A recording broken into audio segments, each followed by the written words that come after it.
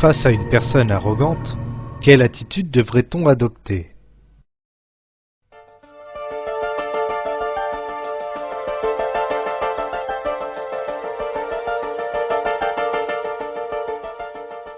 L'une des caractéristiques les plus importantes des croyants est leur détermination à vivre conformément aux exigences morales de leur religion, et ceci indépendamment de leurs conditions de vie, des hommes ou de l'environnement.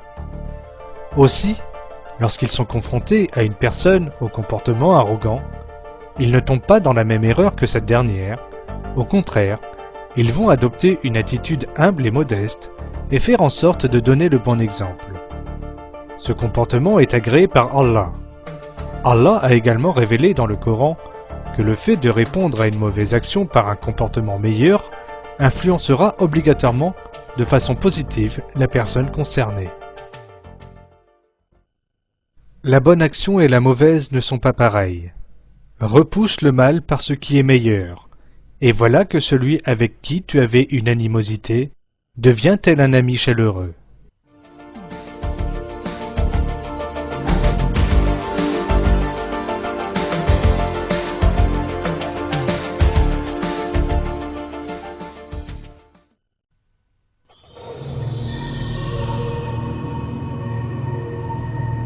Dans le Coran, comment sont décrits ceux qui appellent les autres au bien, mais ne pratiquent pas eux-mêmes ce qu'ils préconisent?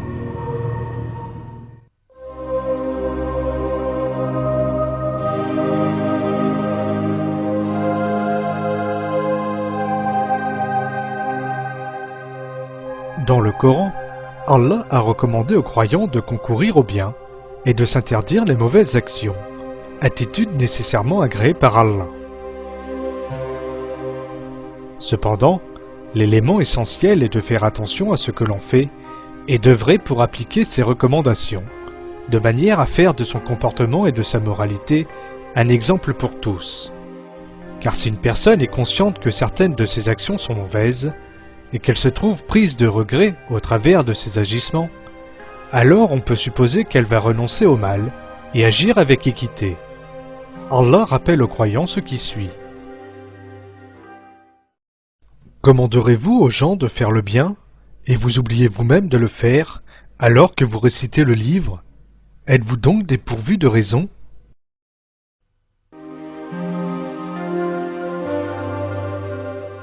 En conséquence, une personne responsable se doit avant tout d'ordonner sa vie et son foyer pour ensuite seulement se charger de promouvoir le bien autour d'elle. Car si elle préconise une bonne moralité, mais ne la met pas en pratique dans sa vie quotidienne, alors sa sincérité doit être sérieusement remise en question.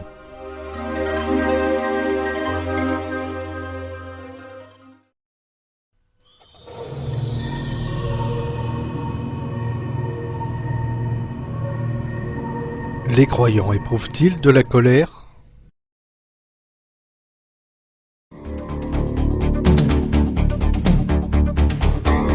Les croyants, comme toute personne, peuvent naturellement éprouver de la colère dans certaines circonstances.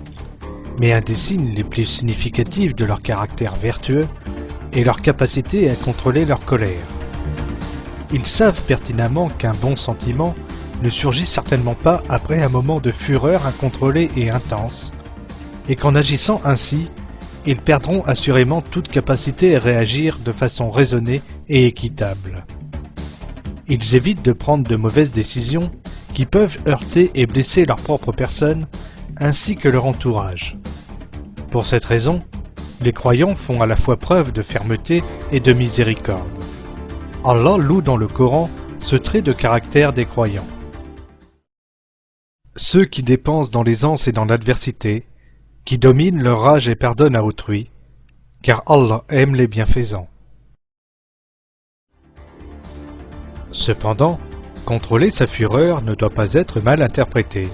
Cela ne veut certainement pas dire que le croyant doit tout accepter et rester inactif. Les croyants réagissent inévitablement en fonction des événements et essaient d'empêcher tout mauvais comportement ou toute situation qui pourrait blesser d'autres personnes ou d'autres croyants. Ils ne réagissent pas de façon émotionnelle, bien au contraire, ils vont s'efforcer de trouver des solutions adaptées et rationnelles et tenter ainsi de sortir de ce mauvais pas les personnes en proie aux turpitudes, de les guider ou de leur permettre de transformer cette situation qui leur est pour le moment défavorable.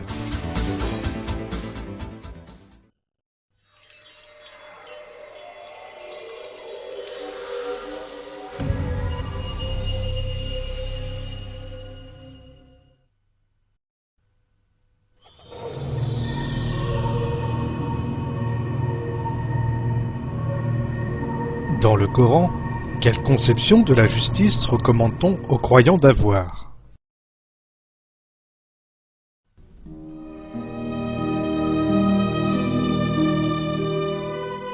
Allah a ordonné aux croyants de juger chaque situation avec équité, dans les limites fixées par le Coran.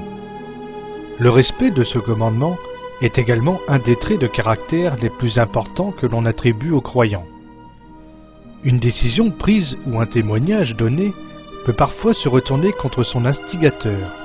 Cela peut également toucher les intérêts d'un parent. Néanmoins, cela n'a guère d'importance pour celui qui craint Allah, car le seul critère de comportement pour un croyant est de plaire à Allah. Il peut sembler à cette personne, un court instant, opportun de témoigner ou d'apporter un jugement qu'Allah réprouve. Même si le monde entier l'approuvait, cela n'apporterait aux croyants ni sérénité, ni bonheur, si Allah n'agrée pas cette action. Pour cette raison, les croyants se prononcent toujours avec équité, même si le jugement final est pris à leur encontre ou à l'encontre de leurs parents. Un autre danger est la colère que les croyants peuvent éprouver envers d'autres personnes. Et cette fureur les empêchera probablement de statuer en toute équité. Si un homme éprouve de l'animosité ou souhaite faire le mal à une autre personne, son seul but va consister à ne pas faire quelque chose qui puisse profiter à cette dernière. Pour les croyants, seule la satisfaction d'Allah importe. De ce fait, ils agissent toujours avec équité, indépendamment de la personne mise en cause. En effet, Allah leur a commandé ceci. Et que la haine pour un peuple ne vous incite pas à être injuste. Pratiquez l'équité. Cela est plus proche de la piété.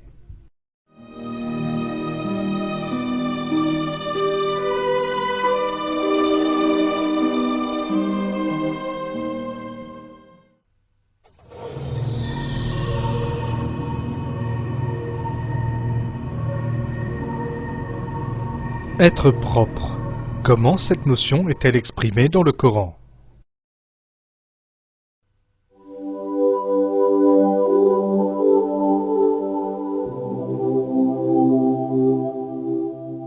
Les croyants sont des personnes physiquement très propres. Leur maison, leur corps et leurs vêtements sont toujours irréprochables, comme il est exigé dans les versets 4 et 5 de la sourate Al-Mudaththir. Et tes vêtements, purifie-les, et de tout péché, écarte-toi. Les croyants essaient de faire de leur lieu de vie des lieux conformes à l'environnement élégant du paradis qui est décrit dans le Coran.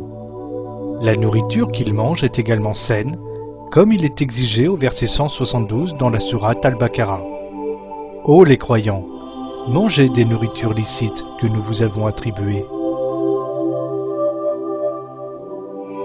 Allah a insisté dans de nombreux versets sur la notion